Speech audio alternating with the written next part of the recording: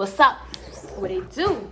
So basically, this video, I'm going to be letting y'all guys know my experience that I had at MEPS.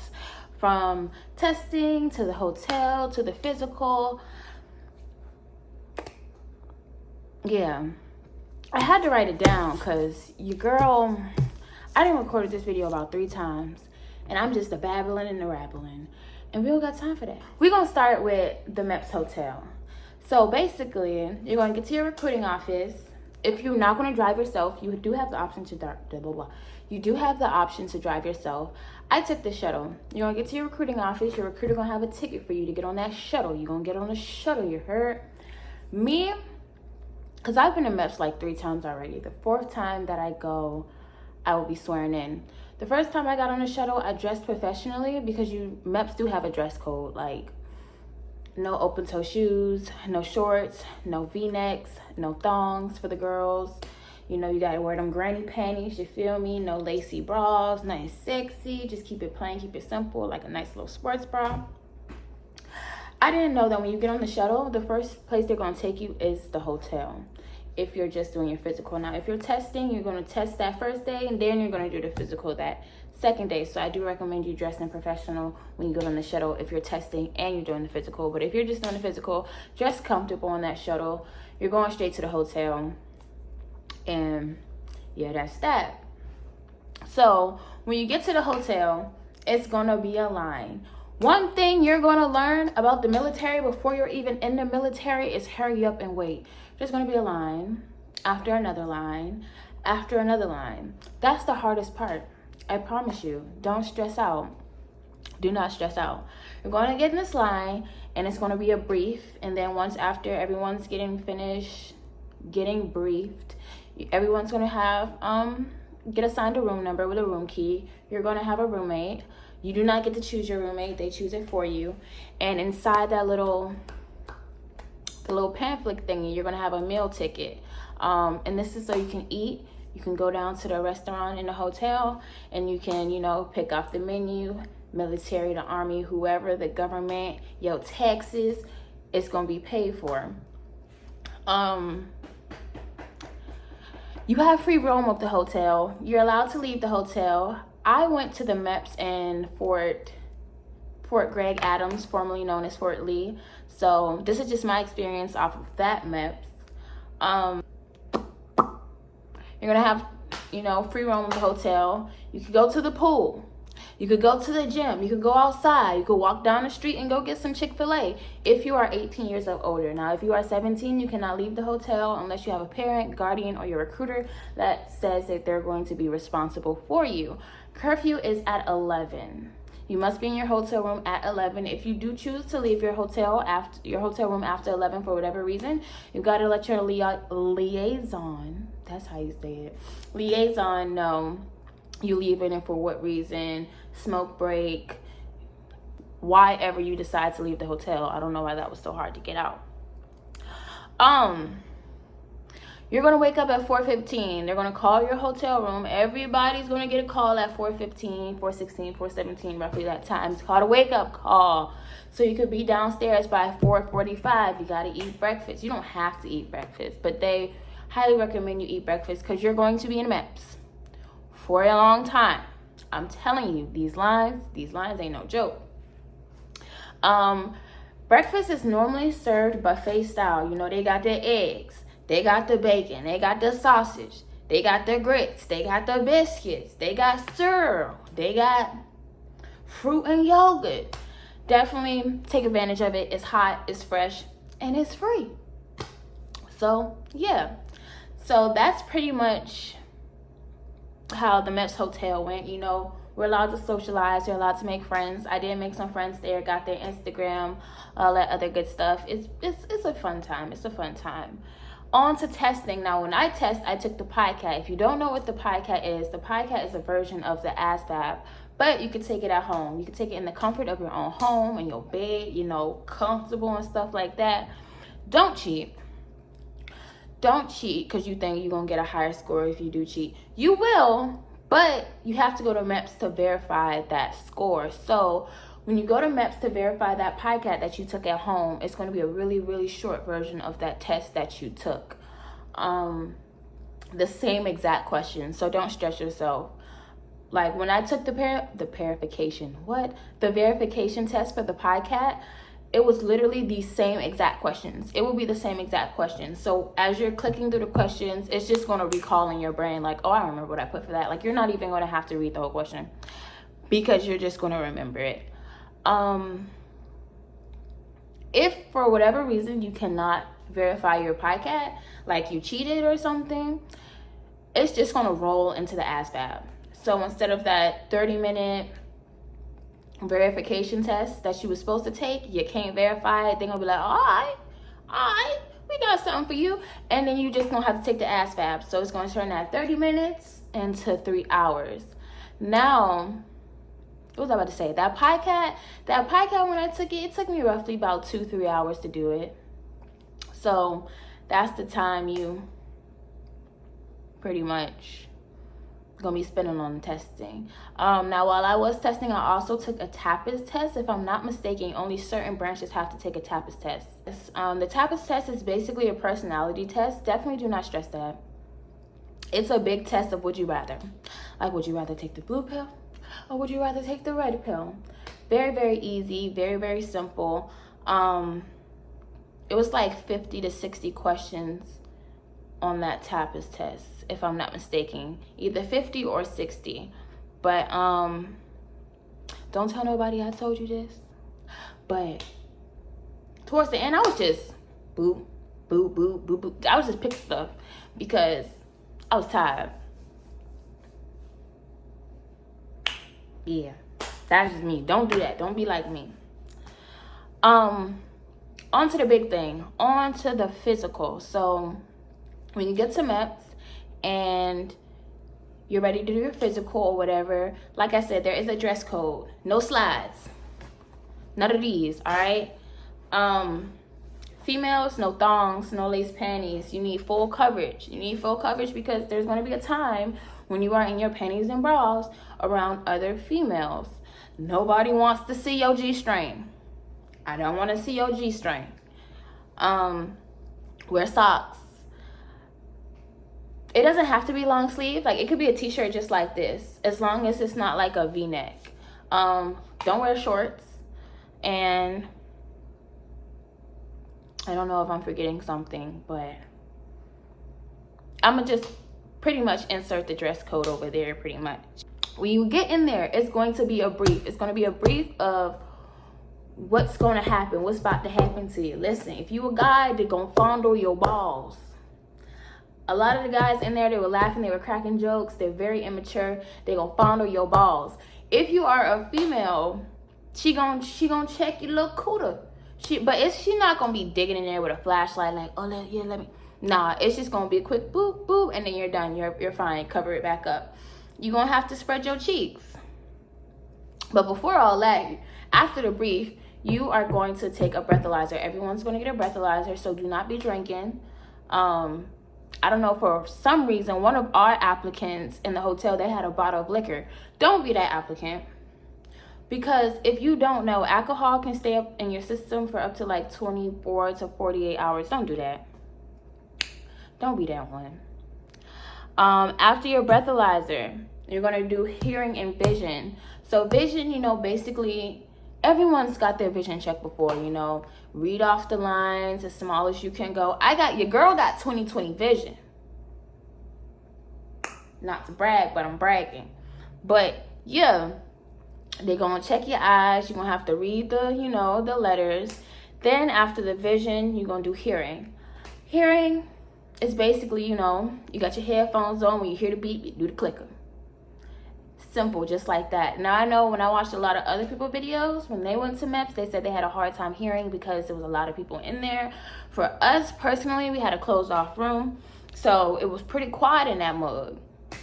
It was definitely pretty quiet, so hearing was not an issue. Now, me, I had, one of my ears was like clogged with earwax.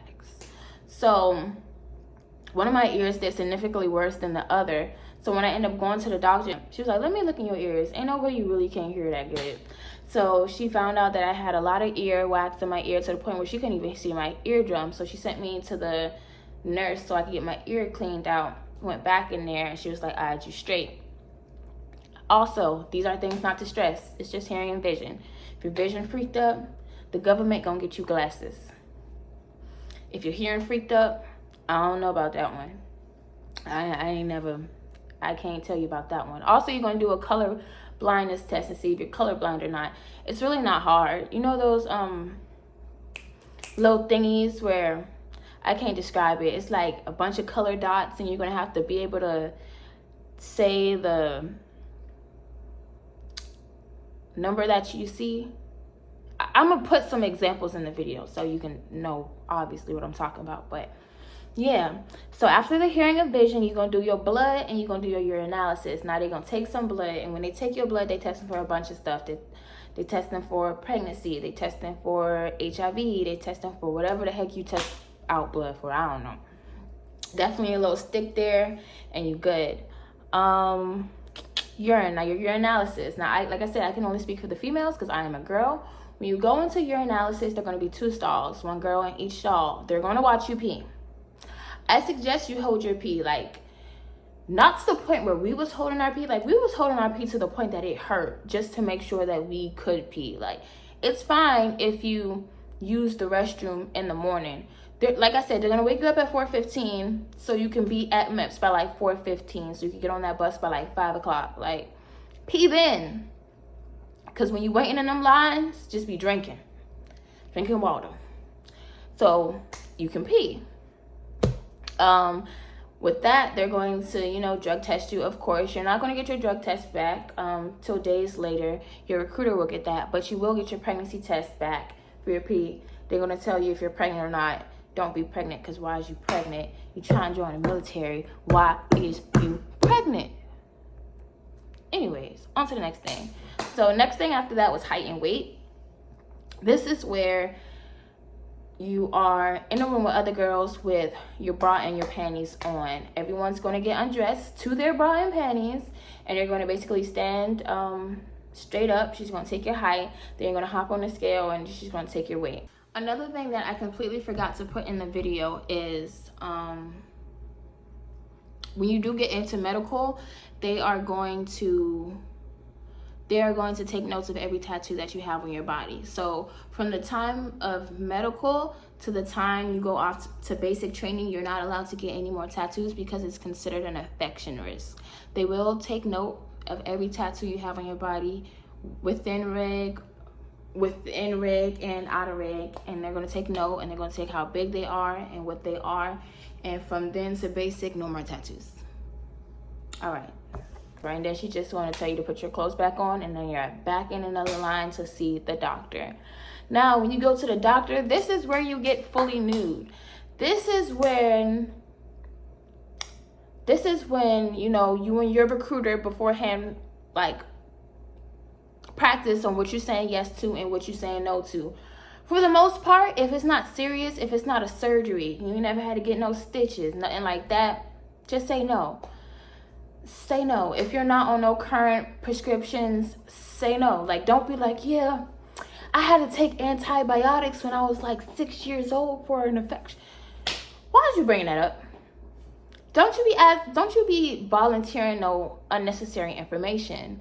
I know when I was going, I was nervous because my recruiter made it seem like they're gonna be checking for everything. They're gonna be pulling records. They're gonna be on your ass. They're gonna be asking a bunch of different ways. They're gonna try to scare you. No. Now, I will say they're gonna tell you, like, multiple times, like, not to lie to your doctor. Be 100% honest, because, it can disqualify you if you're caught in a lie. No, it cannot. No, it cannot. They need you. And if something do so happen to pull up, just be like, oh, my bad, coach. I forgot. But let me tell you what happened. That's only if you get caught. But for the most part, put no for anything that's not serious. And then, like I said, the doctor has so many people to see. not to say it like that, but to say it like that, you're not special. Like, she's not about to sit here and interrogate you, because that means she got to interrogate everybody else. And this is a job for them. They want to go the fuck home. I'm gonna beat that out. They're gonna ask you your question. As soon as you say no, they're on to the next question. No, on to the next question. No, you know, you get the point. So this is where you duck walk in your underwear and panties. She has you do various amounts of exercises like duck walking, squats, standing on one foot, jumping on one foot. I can't remember all the exercises that I did, but I know it's nothing hard. Like, she's not about to have you in here doing push-ups and pull-ups and sit-ups. No, like, just to see if, you know, your body is really mobile. You are going to get fully nude, but you're going to have a garment on. She's going to check every part of your body from your head to your toes. She's going to make sure that you can wiggle your fingers. She's going to make sure that you can wiggle your toes. She's going to make sure that you don't have no cuts, no scars, and no bruises on your body. Now, if you do, she's going to be like, what's this? Just tell her what it is. Be like, bro, I fell. I ran into a doorknob. You know, something small. Like, she's not going to be like, you got a bruise? Disqualified. No, she's not. Like, for example, I have a birthmark on my left thigh. She saw it. She was like, what's this? I said, a birthmark. She was like, oh, okay. Got some moles on my back. She was like, what's this? I said, moles. She said, has it ever gotten, like, bigger? Is it growing? I said, no, not to my knowledge. She said, okay. And she moved on to the next thing. And that's pretty much that. She's going to check your boobs. You know, make sure you don't got no breast cancer. Might poke around to see if you got lumps or not, something like that. Like, no fingers will be going inside you. You will not get no pap smear. When I went there, I had a wig on.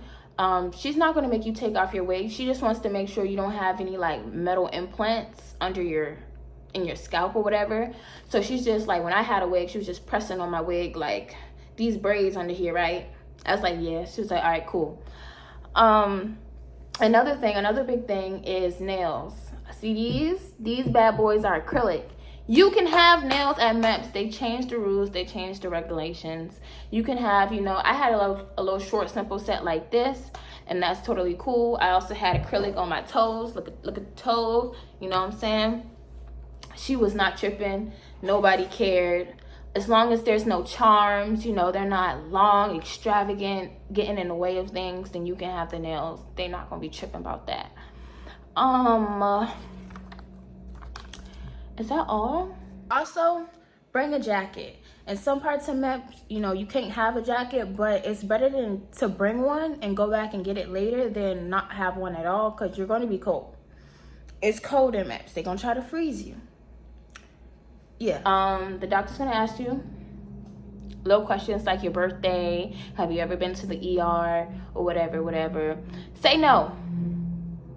If it's not recent, don't be telling her stuff that happened when you was 2, 3, 4, 5, 6, 7, 8, 9, 10. Say no. Don't be like, yeah, I had asthma when I was 3.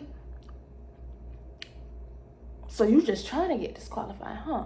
Anyways, they're gonna feed you lunch while you're at MEPS. The MEPS that I went to, they're sponsored by Subway, so you're gonna be eating Subway. You have no other choice. They do have vending machines. You can go to the vending machines, but them, I almost cursed again. But them vending machines gonna charge you an arm and a leg. Like, you could go to the corner store for a bag of chips that's 50 cents. You get it at the MEPS Hotel, $2.50. I'm sorry, but when did money start growing on trees? Like, I literally remember getting a lemonade out the vending machine. I almost cursed again. That lemonade was like $4. Maybe I'm just broke, because I don't understand.